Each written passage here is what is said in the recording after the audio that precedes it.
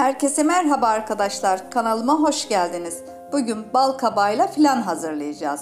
İlk olarak 200 gram bal kabağını yıkadıktan sonra doğradım, tencereye aldım. Üzerine çok az miktarda su ekliyorum ve haşlamaya bırakıyorum. Biz bu arada karamelimizi hazırlayalım. 80 gram şekeri küçük bir tavaya alalım.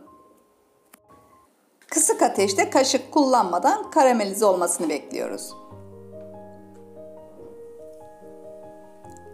Evet, yavaş yavaş karamelimiz olmaya başlıyor. Kesinlikle hala kaşık kullanmıyoruz. Tamamen çözülmesini bekliyoruz.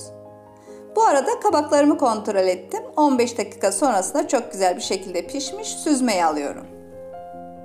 Evet, karamelim de çok güzel oldu rengi. Şöyle biraz daha karıştırıyorum şekeri tamamen erisin diye.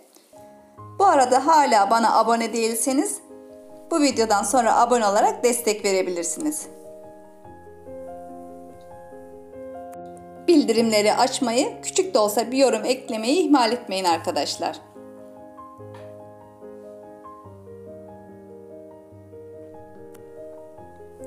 Evet, şöyle bir fırın kablarım var küçük. İçerilerine karamellerimden birazcık ekliyorum. Hepsini taban kısmına gelecek şekilde.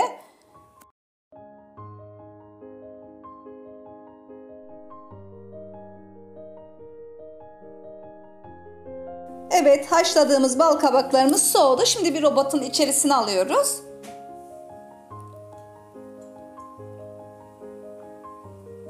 Üzerine 150 ml süt kreması ekliyoruz.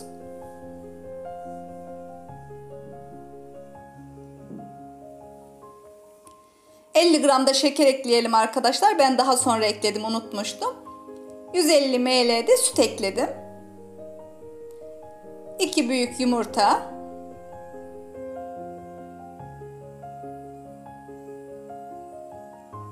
1 paket vanilya. Yarım çay kaşığı tarçın, yarım çay kaşığı zencefil tozu ekliyorum. Bunlar da çok güzel bir aroma katacaktır. Ve robottan çekelim. Pürüzsüz bir kıvam alan bal kabaklarını fırın kablarının içerisine alıyorum.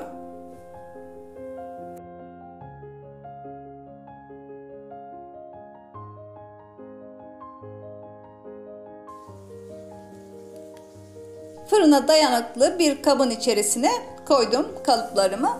İçerisine sıcak su ekliyorum. Taban kısmına gelecek şekilde. 130 dereceli fırında 55 dakika pişmeye gönderiyorum. 55 dakikanın sonunda bal kabaklarını fırından çıkarttım. En az 5-6 saat dinlenmeye bırakıyoruz. Evet, 6 saat dinlendirdiğim bal kabaklarını buzdolabından çıkardım. Şöyle sıcak suyun içerisinde 2 dakika bekletip ters çeviriyorum. Bu sayede karamelimiz daha güzel akacaktır.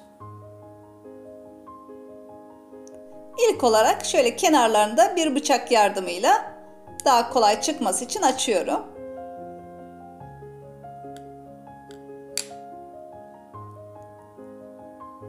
Uygun bir tabağa ters çevirelim.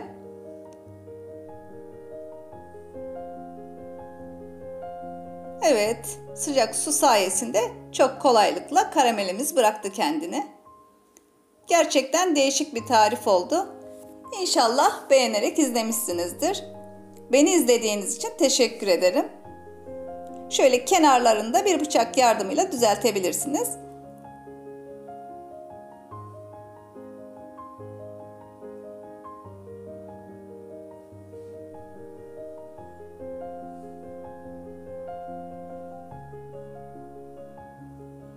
Şöyle kalan karamelini de üzerine gezdirelim.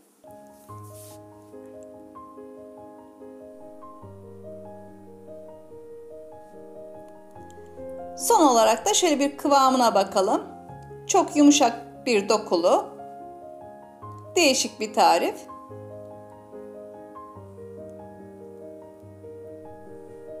Deneyecek olanlara şimdiden afiyet olsun.